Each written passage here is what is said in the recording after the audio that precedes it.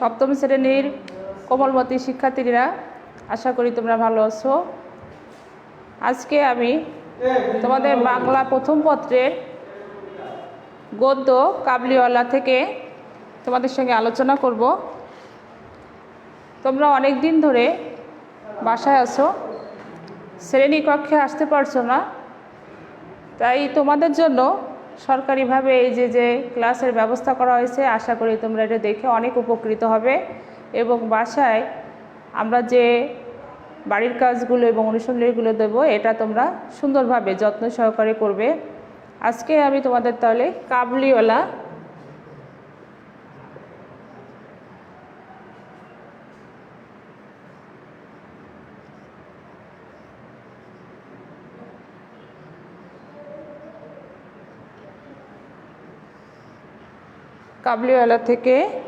কাবুলিওয়ালা থেকে কী করব, তোমরা কাবুলিওয়ালা লেখককে তোমরা এটা করতে পারো, জানতে পারো। আগে থেকেই তোমাদের এটা ছিল রবীন্দ্রনাথ ঠাকুর।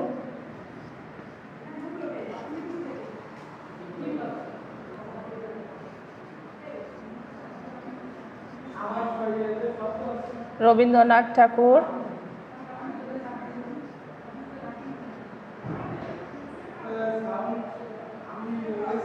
তোমরা জানো রবীন্দ্রনাথ ঠাকুর আমাদের বাংলা সাহিত্যের অনেক খ্যাতিমান একজন লেখক, যিনি একাধারে উপন্যাস, কবিতা, ছোট গল্প অনেক কিছু আমাদের বাংলা সাহিত্যকে উপহার দিয়েছেন এবং তিনি একজন নোবেল বিজয়ী, যিনি এশীয়দের মধ্যে নোবেল পুরস্কার পেয়েছিলেন।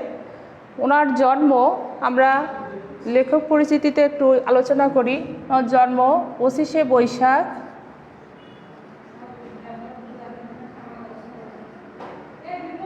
1268 বঙ্গাব্দ।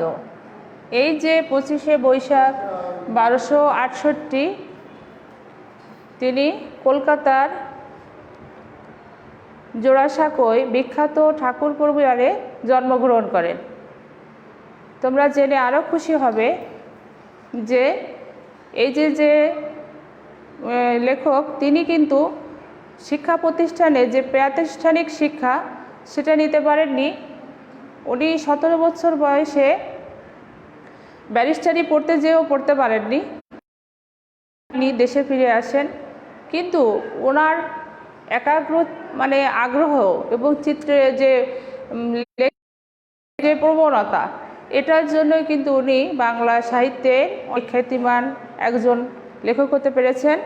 তোমরা দেখবে যে যত মনীষী বা যত লেখক যারা অনেক পুরস্কৃত হয়েছেন, তাদের অদম্য ইচ্ছা শক্তি, এই যে ইচ্ছা শক্তি, এটাই কিন্তু তাদেরকে তাদের সফলতার স্থানে নিয়ে গেছে। তোমরা আশা করি এটা খেয়াল করবে যে যেহেতু তোমরা এখন অনেক বেশি কোমলমতি, তা তোমাদের যদি এই আগ্রহটা থাকে, তোমরা যে কোনো জিনিসে দেখবে যে চেষ্টা করলে সফলতা আসবে। কর্মদক্ষতা মানুষকে অনেক সফলতার দ্বারে পৌঁছে দেয়। তোমাদের একটা ছোট নীতিবাক্য আছে যে পরিশ্রমী সফলতার চাবিকাঠি। তোমরা এটা সবসময় মনে রাখবে। এবার দেখো রবীন্দ্রনাথ ঠাকুরের, আমি যে 25শে বৈশাখ 1268 উনি যে জন্মগ্রহণ করেছিলেন সেটা নিয়ে আলোচনা করলাম। উনি মৃত্যুবরণ করেছিলেন 22শে শ্রাবণ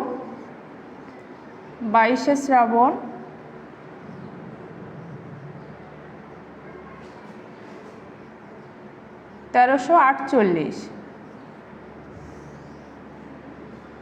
তোমাদের পাঠ্য বইয়ে এই লেখক পরিচিতিতেই দেখবে তোমাদের এইগুলো আলোচনা করা আছে, যে ওনার উপন্যাসগুলো, ছোট গল্প, কবিতা সব কিছুই লেখা আছে। উনি এই যে সুন্দর একটা গদ্য তোমাদের জন্য দিয়েছেন, কাবুলিওয়ালা। এইখানে মূলত একজন তোমাদের যে লেখকের যে ভাবমূর্তি বা বোঝানোর যে চেষ্টা, সেটা হলো উনি কিন্তু চেষ্টা করেছেন তোমাদের এই কাবুলিওয়ালা গল্পের মাধ্যমে এটা বোঝাতে যে একজন ব্যক্তি বা একজন পিতা আফগানিস্তানের, তোমরা জানো কাবুল হচ্ছে আফগানিস্তানের রাজধানী, কাবুল। এই কাবুল থেকে মূলত কাবুলিওয়ালা নামকরণটা করা হয়েছে। কাবুল আফগানিস্তানের রাজধানী। তা এই আফগানিস্তানে কিন্তু মরুভূমির দেশ, সেখানে কিন্তু উত্তপ্ত এলাকা, সেই আবহাওয়াটাও উত্তপ্ত। তা দেখা যাচ্ছে ওইখানকার একজন পিতা, যিনি এই আমাদের দেশে কিন্তু অনেক সময় আফগানিস্তান থেকে অনেক লোক এসে বিভিন্ন ব্যবসা বাণিজ্য করত। তখন দেখা যাচ্ছে কি এই আফগানিস্তানের একজন পিতা, যিনি তার ছোট্ট মেয়ের একটা চিহ্ন বুকের কাছে রেখে আমাদের দেশে ব্যবসা করতে এসেছিলেন। এবং এখানকার যে নাতিশীতোষ্ণ অঞ্চল, আমাদের এটা কিন্তু আবহাওয়া নাতিশীতোষ্ণ, তোমরা জানো, মানে গরমও না ঠান্ডাও না। তো দেখা যাচ্ছে এইখানকার একজন পিতার ব্যবহার এবং আফগানিস্তানের মরু অঞ্চলের একজন পিতার ব্যবহার, দুইজনের ব্যবহারেই কিন্তু এক। এখানে কোনো কিছুতে কিন্তু পিতার ভালোবাসা, আদর, স্নেহ, মমতা কোনো কমতি হয় না। এটা উনি এই কাবুলিওয়ালা গল্পের মাধ্যমে বোঝাতে চেয়েছেন। যে তোমরা জানো ওই যে উনি বলতেন খোকি, এই খোকিটা কিন্তু আঞ্চলিক শব্দ। এখানে কিন্তু খোকিটা উনি ওনার আঞ্চলিক শব্দ হিসেবে স্নেহ পরশতার জন্য এটা ব্যবহার করেছেন।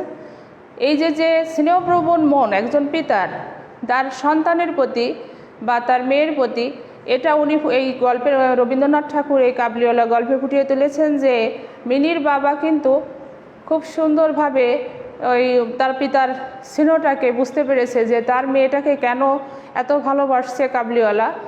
কিন্তু তার মা কিন্তু চন্দ্রপ্রবণ মন হিসেবে সবসময় বলতেন, কেন কাবুলিওয়ালা মিনিকে এত আদর করছে, যে এত বাদাম এনে দিচ্ছে বা খাবার এনে দিচ্ছে। কিন্তু ওনার বাবা বুঝতে পারত, মিনির বাবা বুঝতে পারত যে একজন বাবা আর একজন সন্তানকে দেখলে অবশ্যই স্নেহ করবে, ভালোবাসবে। তোমাদের বইয়ে, তোমরা এই পাঠ্য বইয়েই তোমাদের দেখবে কাবুলিওয়ালার এই গল্প এখানে দেওয়া আছে। 5 বছরের মিনিকে কিভাবে কাবুলিওয়ালা এত বেশি আদর করে। এবং তার বিয়ের দিন, অর্থাৎ যে কোনো একটা দুর্ঘটনায় তোমরা গল্প পড়লেই বুঝতে পারবে যে ওর ভিতরে একটা দুর্ঘটনার কারণে কাবুলিওয়ালাকে জেল খাটতে হয়। এবং জেল খাটার পরে উনি যে এসে শেষ যেদিন আসেন, সেদিন উনি দেখেন যে মিনির বিয়ে হচ্ছে। তখন কিন্তু ওর বাবা স্নেহ পরশতার জন্য এই সব ঘটনা শুনেই মিনিকে ডেকে দেয় কাবুলিওয়ালার সঙ্গে দেখা করার জন্যে। এবং উনি বুঝতে পারেন যে তার মেয়েটিও ওরকম বড় হয়ে গেছে এবং বিয়ের মতনই, বিয়ে দেওয়ার মতনই হয়ে গেছে। তা তোমরা এই যে গল্পটা আছে, এটা থেকে শুধুমাত্র এইটাই তোমাদের সারসংক্ষেপ ছিল, যা আমি বলার চেষ্টা করলাম যে পিতৃস্নেহটা কখনো কোনো আবহাওয়ায়, প্রকৃতিগত যে আবহাওয়া আমাদের, এই আবহাওয়ায় পরিবর্তন হয় না। তারপর তোমাদের এখানে কিছু শব্দ অর্থ দেওয়া আছে। এইখানে শব্দ অর্থ তোমাদের কয়েকটা দেওয়া আছে। কাবুল, কাবুলিওয়ালা দেওয়া আছে, কাবুলের অধিবাসী, দণ্ড, মুহূর্ত, এরকম ধরনের তোমাদের বেশ কিছু দেওয়া আছে। শব্দ অর্থগুলো তোমরা জানবে, কারণ নতুন শব্দের সঙ্গে পরিচিত হলে তোমাদের শব্দ ভাণ্ডার অনেক বেশি মজবুত হবে। তোমরা নতুন নতুন শব্দের সঙ্গে পরিচিত হবে এবং তোমাদের এই যে জানাটা, এটা দেখবে তোমাদের অনেক কাজে লাগবে। যে নতুন নতুন শব্দগুলো তোমাদের জন্য গল্পের ভিতরে দেওয়া হয়। আর এখানে পাঠ পরিচিতি আছে, লেখক পরিচিতি আছে। তাহলে তোমাদের আমি লেখক পরিচিতি এবং পাঠ পরিচিতি নিয়ে যে করলাম, এরপরে তোমাদের এইখানে আছে পাঠ পরিচিতিতেই আমরা দেখো, তোমরা পাঠ্য বইয়ে দেখো 6 পৃষ্ঠা, যে ভিন্ন সংস্কৃতিতে বেড়ে উঠলেও মানুষের সুখ দুঃখ, আনন্দ, ভালোবাসার অনুভূতি অনেকাংশেই এক। কাবুলিওয়ালা গল্পে রবীন্দ্রনাথ ঠাকুরের আফগানিস্তানের মরু পর্বতের রুক্ষ প্রকৃতিতে গড়ে ওঠা একজন পিতা এবং নাতিশীতোষ্ণ আবহাওয়ায় একজন বাঙালি পিতার ভিতরে স্নেহপ্রবণ মনের ঐক্য সম্পর্কে ধারণা দিয়েছেন। আমি কিন্তু তোমাদের এই কথাটাই বলতে চেয়েছি যে একজন পিতাই, তার আর কোনো পরিচয় কিন্তু থাকবে না, কারণ পিতা স্নেহ কারোর সঙ্গে তুলনা করা যাবে না। পিতা এবং মাতা দুইজনই আমাদেরকে সম্পূর্ণ উদ্দেশ্যহীনভাবে ভালোবাসেন। পৃথিবীতে এই দুইজন ব্যক্তি একমাত্র আমাদের নিঃস্বার্থ ভালোবাসেন, যাদের ভালোবাসার কোনো তুলনা হয় না বা পরিমাপ করা যায় না। তোমরা এখন অনেক ছোট, তাই হয়তো এই বাবা মার স্নেহটাকে তোমরা বুঝতে পারো না, তাদের বারণটাকে মনে করো যে আমাদের স্বাধীনতা নেই, বাবা মা আমাদেরকে কেন সব কিছুতে বাধা দেয়। এর মূল কারণ কি, বাবা মা তোমাদের সব থেকে বেশি ভালোবাসে এবং সব থেকে বেশি আপনজন এবং চায় যে তোমাদের কোনো ক্ষতি না হোক। তোমাদের এই যে পাঠ্য বইয়ে সেই একই গল্প তোমাদের এটা দেয়া আছে। তোমরা এটা কাবুলিওয়ালা, আমি কিছু অংশ পড়ছি। দেখো, আমার 5 বছর বয়সের ছোট্ট মেয়ে মিনি একদণ্ড কথা না কহিয়া থাকিতে পারে না। সকালবেলায় আমার নভেলের সপ্তদশ পরিচ্ছেদে হাত দিয়াছি, এমন সময় মিনি আসিয়াই আরম্ভ করিয়া দিল, বাবা, রামদয়াল দারোয়ান কাককে কৌয়া বলছিল, সে কিচ্ছু জানে না। না, সে আমার লিখিবার টেবিলের পাশেই আমার পায়ের কাছে বসিয়া নিজের 2 হাঁটু এবং হাত লইয়া অতি দ্রুত উচ্চারণে আগডুম বাগডুম লিখিতে আরম্ভ করিয়া দিল। আমার ঘর পথের ধারে। হঠাৎ মিনি আগডুম বাগডুম খেলা রাখিয়া জানালার ধারে ছুটিয়া গেল এবং চিৎকার করিয়া ডাকিতে লাগিল, কাবুলিওয়ালা, ও কাবুলিওয়ালা। তোমরা এই যে গল্পটা পড়বে, তোমাদের আমি মনে করি যে তোমাদের মন ভালো হয়ে যাবে, কারণ তোমরা এই সময় বাসায় আছো, বন্দি মনে হচ্ছে, কিন্তু এই যে গল্পগুলো তোমাদের দেয়া আছে পাঠ্য বইয়ে, এই গল্পগুলো কিন্তু অনেক সুন্দর করে লেখা। যদিও এই গল্পটা সাধু রীতিতে লেখা এবং সাধু রীতির অনেকাংশে ব্যবহার তোমরা বুঝতে পারবে। দেখেছো, তোমরা যদি এটা নিয়ে আরও একটু ভালোভাবে আলোচনা করো বা দেখো, তখন তোমাদের কাছে সহজ হয়ে যাবে। এইখানে শব্দ অর্থগুলো আমি কয়েকটা পড়েছিলাম। দণ্ড, মুহূর্ত, নভেল আছে, উপন্যাস, সপ্তদশ আছে, 17, পরিচ্ছেদ মানে অধ্যায়, পাশে মানে পাশে কিন্তু বানানটা একটু করে দেওয়া আছে তোমাদের।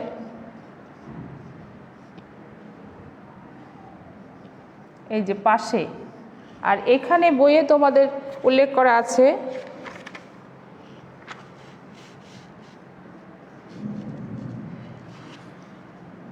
পাশে। এই যে দুটো বানানে কিন্তু বেশ খানিকটা পার্থক্য আছে। দেখো, এখানে পয়াকার তালিবা শয় বয় রেপ দিয়ে একাল দেয়া আছে, আর এইখানে আছে পয়াকার তালিবা শয়কারে সে, পাশে। দুটো শব্দই কিন্তু সাধু এবং চলিত রীতিকে তোমাদেরকে স্মরণ করিয়ে দেয়। তোমাদের বাংলা দ্বিতীয় পত্রে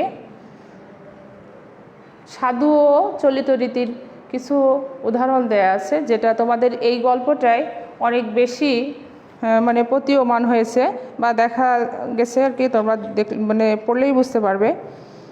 এরপর আছে কন্যারত্ন। কন্যাকে আদর করে রত্নের সঙ্গে তুলনা করা হয়েছে। ভাবাদয়, ভাবের উদয়। এরপর আছে ঊর্ধ্বশ্বাসে, মানে অতি দ্রুত বেগে। অন্তপুর মানে বাড়ির ভিতরের অংশ। এরপর আছে অভিপ্রায়। অভিপ্রায় তোমরা জানো, ইচ্ছা। খোবানি, এই যে বাদাম এবং খোবানি, এই দুটো শব্দ এখানে কাবুলিওয়ালার ক্ষেত্রে উল্লেখ করা হয়েছে। এই খোবানিটা হচ্ছে বাদাম জাতীয় একটা ফল। দুহিতা মানে কন্যা। দ্বার মানে দরজা। সমীপস্থ মানে হচ্ছে নিকটে। অনর্গল অবিরাম। সহস্রমুখ হাসি মুখ। পঞ্চবর্ষীয় 5 বছর বয়সী, আমরা বলি 5 বছর বয়সী, সাধুরীতিতে এটা পঞ্চবর্ষীয়। এরপর আছে খোকি, যেটা আমি তোমাদেরকে বলেছিলাম যে আঞ্চলিক একটি শব্দ। আমাদের বাড়িতে আমরা অনেক শব্দ ব্যবহার করি যেগুলো বইয়ের সঙ্গে সম্পৃক্ত না বা বইয়ের সঙ্গে কোনো মিল নেই। তা তখন দেখা যাচ্ছে কি তোমরা অনেক দ্বিধায় পড়ো যে আমরা এটা বলি, কিন্তু আসলে আমরা ওইটা আঞ্চলিকভাবে সচরাচর ব্যবহার করতে করতে সবার মুখে মুখে শুনতে শুনতে আমরা ভাবি ওইটাই মনে হয় আমাদের চলিত রীতিতে আছে বা বইয়ে পাঠ্য বইয়ে আছে, কিন্তু আসলে পাঠ্য বইয়ে আঞ্চলিক ভাষাগুলো ব্যবহার করা নেই, সাধু এবং চলিত ভাষাগুলোই ব্যবহার করা আছে। এরপর আছে স্বভাব বিরুদ্ধ, স্বভাবের বিপরীত। স্বভাব বিরুদ্ধ তোমরা বোঝো যে আমি যে কাজটা করতে স্বাচ্ছন্দ্য বোধ করি বা করি তার উল্টো, মানে যেটা আমি পছন্দ করি না এই জাতীয় কোনো যেটা কাজ। মুষ্টি আস্ফালন, জোরে মুঠি নাড়ানো। নিঃসংশয়, শঙ্কাহীন, কিঞ্চিত, অল্প। ধারিত, ঋণগ্রস্ত। প্রফুল্ল, আনন্দিত। এরপরে লড়কি, মেয়ে। এখানে তোমাদের আছে পাঠের উদ্দেশ্য বাংলা ভাষার সাধুরীতির সাহিত্য পাঠে অনুপ্রাণিত করা, মানে তোমাদেরকে সাধু ভাষার সঙ্গে, আমি যেটা বলেছিলাম যে সাধু ভাষার সঙ্গে তোমাদেরকে পরিচিত করানো, তোমরা যাতে এটাকে সহজেই নিজেদের ভিতরে বুঝতে পারো বা আয়ত্ত করতে পারো।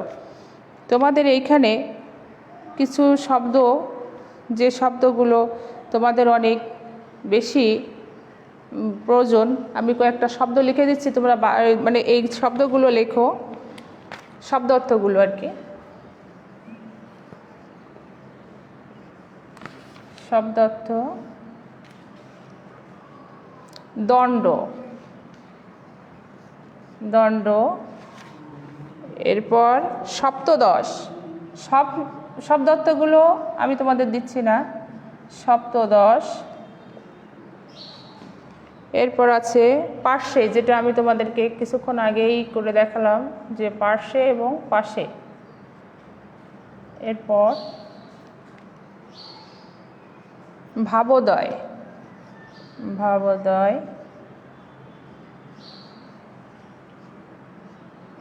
ভাব এবং উদয়ে একসঙ্গে যুক্ত বর্ণ যেটা। এরপর ঊর্ধ্বশ্বাসে,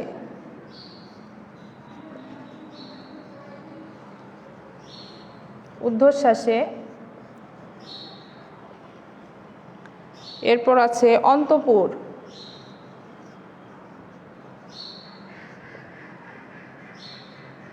অন্তপুর। খোবানি, খোবানি। দুহিতা,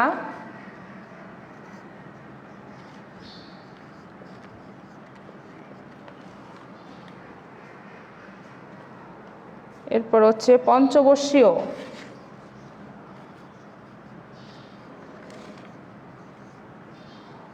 পঞ্চবর্ষীয়। মোট 10টা শব্দ অর্থ তোমাদেরকে আমি লিখতে দিচ্ছি। কিঞ্চিত,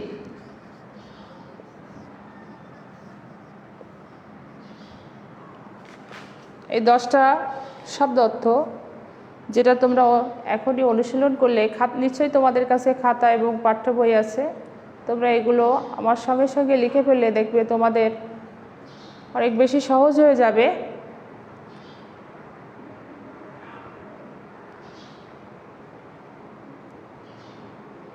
আশা করি তোমরা খাতায় এগুলো লিখতে পেরেছো এবং এর উত্তরগুলো যতদূর সম্ভব চেষ্টা করবে বই না দেখে লিখতে, যাতে তোমাদের কাছে এই শব্দ অর্থগুলো পরবর্তীতে কঠিন না মনে হয়।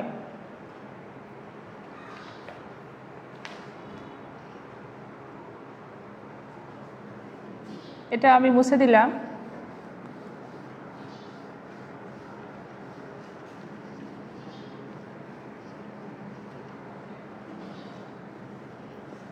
এরপর আমি তোমাদেরকে লেখক পরিচিতিটা প্রথমেই বলেছিলাম, তারপরেও কিছু বলে আমি তোমাদের কয়েকটা প্রশ্ন করব, মানে লিখব, যা তোমরা খাতায় লিখে বাড়িতে বসেই উত্তর করবে। এটা হচ্ছে, আমি বলেছিলাম 25শে বৈশাখ 1268 বঙ্গাব্দে রবীন্দ্রনাথ ঠাকুর জন্মগ্রহণ করেন। উনি কলকাতার জোড়াসাঁকোর বিখ্যাত ঠাকুর পরিবারে জন্মগ্রহণ করেন। রবীন্দ্রনাথ ঠাকুরের সবচেয়ে বড় পরিচিতি কিন্তু উনি আমাদের জন্য বাংলায় যে জাতীয় সঙ্গীতটা আমরা সবসময় অ্যাসেম্বলিতে ব্যবহার করি, তখন এই যে জাতীয় সঙ্গীতটা কিন্তু উনি রচনা করেছেন রবীন্দ্রনাথ ঠাকুর, যা বাঙালির জন্য অনেক বড় একটা প্রাপ্তি। তোমরা এই জাতীয় সঙ্গীতটা সবাই জানো, সবাই অ্যাসেম্বলিতে আমরা এটা অংশগ্রহণ করি। এবং এই যে বড় প্রাপ্তি, এই প্রাপ্তিগুলো কিন্তু একদিনেই সম্ভব হয় না, অনেক বেশি পরিশ্রম এবং আগ্রহ না থাকলে এটা সম্ভব নয়, আমি তোমাদের সঙ্গে বলেছিলাম। এবং উনি অনেক উপন্যাস, কবিতা, ছোট গল্প, সাহিত্যের জন্য অনেক অবদান রেখেছেন। তোমাদের এই যে কাবুলিওয়ালা, এটা ওনারই একটা লেখা একটা গদ্য, যেটা তোমাদেরকে একজন ব্যক্তির পিতৃস্নেহের যে কতটা তুলনা মানে করা যায় এবং ভালোবাসাটাকে যে কতটা পরিমাপ তো করা যায় না, কিন্তু কতটাকে যে আগ্রহ সহকারে দেখা যায় সেটাই তুলে ধরেছেন, যে আফগানিস্তানের একজন পিতা এবং বাংলাদেশের একজন পিতার ভিতরে যে স্নেহপ্রবণ মন সেটা উনি তুলে ধরেছেন। উনি রবীন্দ্রনাথ ঠাকুর 22শে শ্রাবণ 1348 সালে কলকাতায় মৃত্যুবরণ করেন। তাহলে আজকে তোমাদের আর কয়েকটা ছোট্ট সংক্ষিপ্ত প্রশ্ন লিখি, যেটা তোমরা খাতায় লিখে নাও।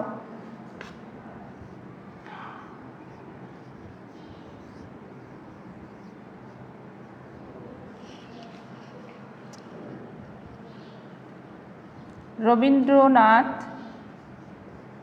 ঠাকুর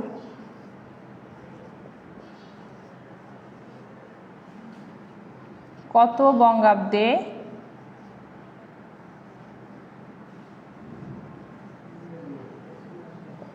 জন্মগ্রহণ করেন? জন্মগ্রহণ করেন।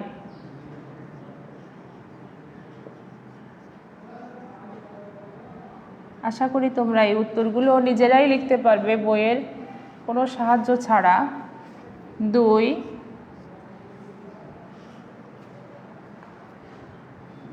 জাতীয় সঙ্গীতের রচয়িতা কে? জাতীয় সঙ্গীতের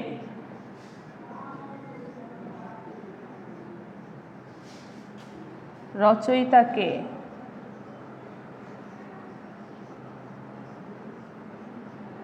কে? 3,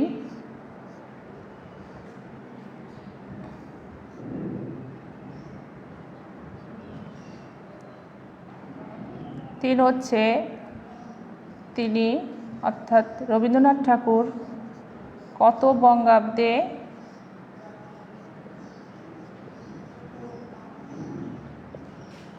মৃত্যুবরণ করেন?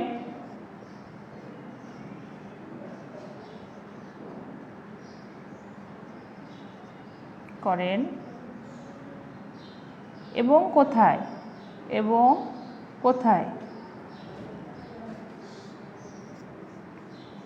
এই যে সংক্ষিপ্ত প্রশ্নগুলো তোমরা যদি বাসায় সুন্দর করে করো, শব্দ অর্থ সংক্ষিপ্ত এই প্রশ্নগুলো, এবং তোমাদের শ্রেণীকক্ষে যে এমসিকিউ পদ্ধতিতে আমরা প্রশ্ন তৈরি করাতাম, যে একটি প্রশ্ন তৈরি করে তার উত্তর করা, হয়তো 4টে প্রশ্নের উত্তর এখানে দেয়া থাকতো না, তোমাদের বলা হতো একটা প্রশ্নের সঙ্গে শুধু সঠিক উত্তরটা লিখতে। এতেও কিন্তু এমসিকিউর অনেক বেশি তোমাদের কাজ হবে নৈবেত্তিকে, কারণ 4টি প্রশ্নর ভিতরে সঠিক উত্তরটা যদি তুমি জানো বা তোমার জানা থাকে, তাহলে তোমার ভুল হওয়ার কোনো সম্ভাবনাই থাকবে না।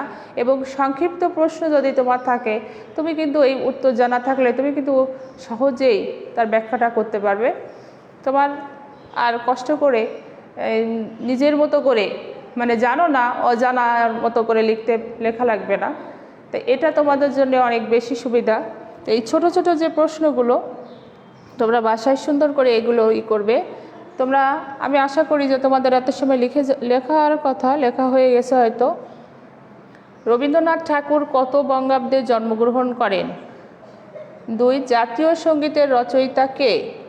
3, তিনি কত বঙ্গাব্দে মৃত্যুবরণ করেন এবং কোথায়? আমি তোমাদের প্রশ্নগুলো মুছে দিলাম।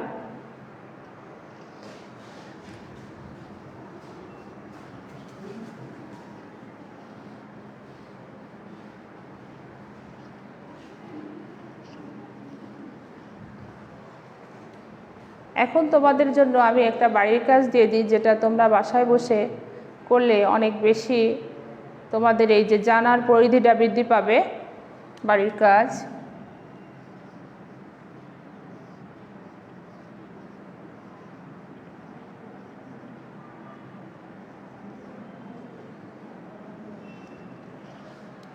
বাড়ির কাজ 1 নম্বর প্রশ্ন,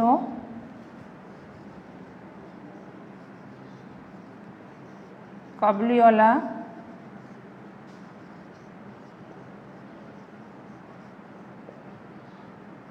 ও মিনির বাবার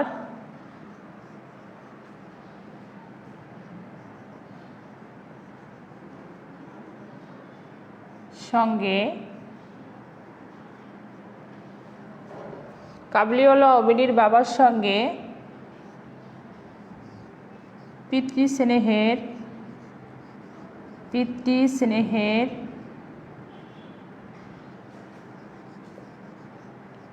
কি কি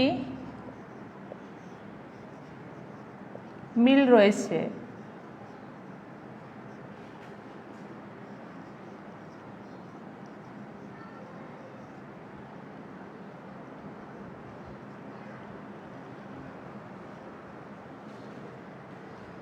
দুই,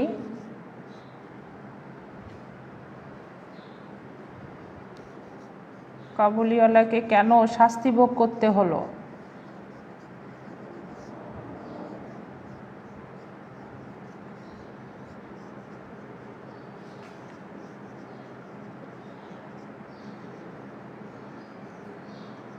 শাস্তি পেতে হলো এই দুটো প্রশ্নই তোমরা করবে। প্রশ্নগুলো তোমরা খাতায় লিখো। কাবুলিওয়ালা ও মিনির বাবার সঙ্গে পিতৃস্নেহের কী কী মিল রয়েছে? দুই হচ্ছে কাবুলিওয়ালাকে কেন শাস্তি পেতে হলো?